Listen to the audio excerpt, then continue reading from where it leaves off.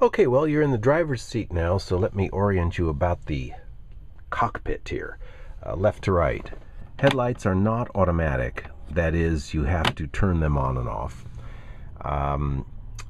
Here's a little reminder. Ultra low sulfur diesel fuel only. Don't put in regular gas. Mirror adjustment, normal. These are switches do nothing.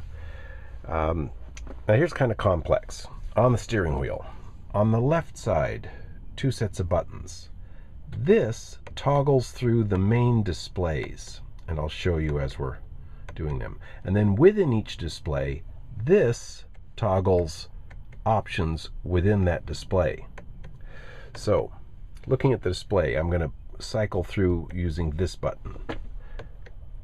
So, no malfunctions. You know, if a light burns out or something, it tells you. Audio off. Well, if I turn on the radio, then that secondary switch, the upper button, will change stations using Seek. Okay, now I'm toggling the lower button again. So after FM, then we go to the main screen. This is what will come on when you start. Total mileage and mileage for this trip. The reset button is this, and if you hold it in for 3 seconds, that resets to 0. Okay, and then toggling again the lower main button takes you to the calculation, which I've now reset. But this will tell you from the time you started, like you started out in the morning, all day long, this keeps track of your average miles per hour, the total time driven, how far you've gone, and your miles per gallon.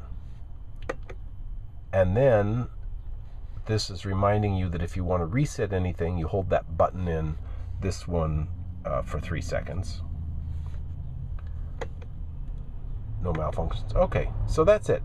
But I'm going to go to one particularly interesting screen, and that is, if you look at the main screen here, the one that's on when you start up, tells you the temperature of the coolant, so you know if you're getting hot, tells you when the service is due, tire pressure monitor, don't worry about that, tire pressure is really all automatic.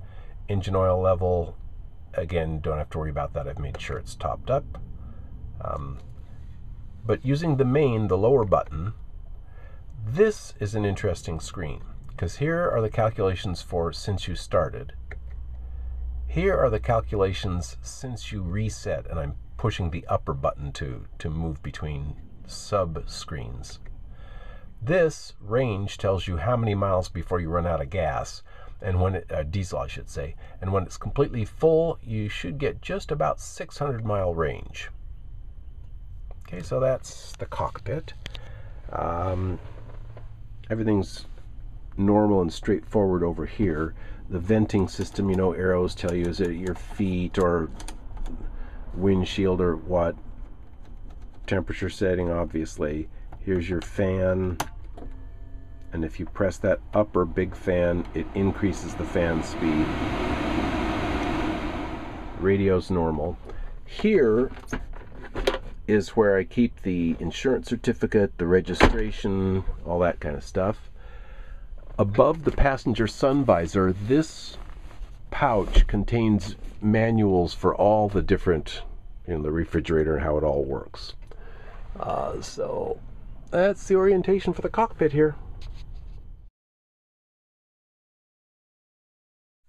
Okay, the control panel here above the sliding entry door. This is kind of tricky. This is the generator. Now, you can see there's a clock timer on there that tells how many hours the generator's been running. And it's one of the ways people evaluate when they buy a van like this, how heavily used it's been. So mine is very low time. If you need to start it, you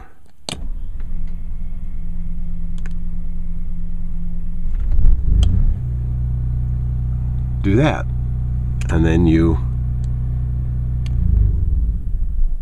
stop it. There are only 2 reasons to. One is for the air conditioner. The other is for the microwave. If you're not using either of those, then you don't need the generator. And I prefer to not use the generator. This is the hot water heater. When you turn it on, it'll take 15-20 minutes before the water is hot. Just remember to turn it off afterward. Well, it's not a crucial thing. It's just that gas, to conserve gas, turn it off. Inverter. Okay, when the inverter is on, that is producing 110. It's producing a regular current, and there are a couple of outlets in the back. One is a white extension cord here, that this is on the inverter.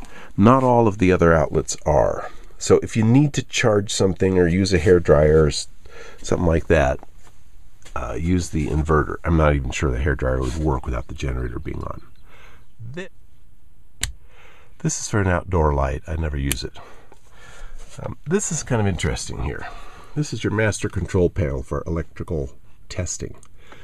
So with this off, all power is off inside the van. There are two power systems. One is the engine power, and the other is everything else.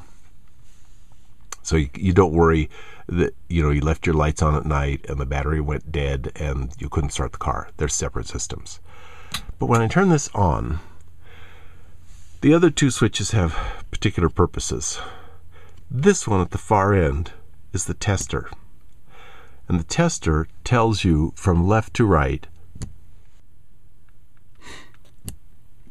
First at the far left, it tells how much LPG gas there is.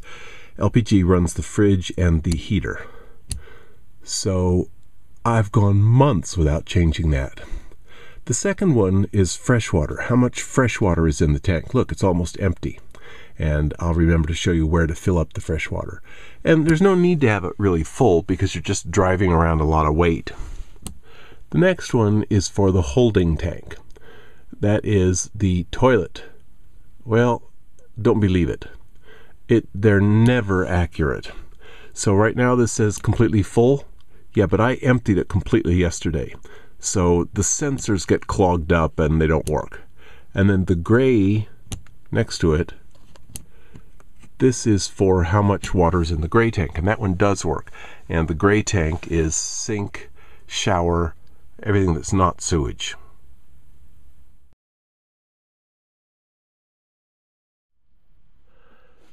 Okay, now if you want air conditioner, and I've never even used it once, so I don't really know, but here's a thermostat control. You switch this to, oh, it does heat also, but not well. Don't use this thing for heat. So you just have to figure out what setting does what. However, in order to do it, you have to have the generator running or be plugged in at a trailer park or someplace with electrical connections. If you're not plugged in, then that would require running the generator. And of course, if you're sweltering hot, you have to do that. But what you do is you start the generator, wait till it catches, then give it like 30 seconds. It changes speed. It kind of gets up to speed. And let's just, for a little experiment, see what happens here.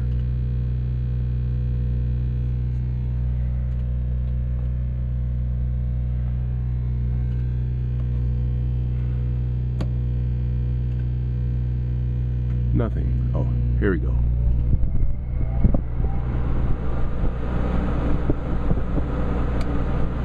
So it takes a while to come on.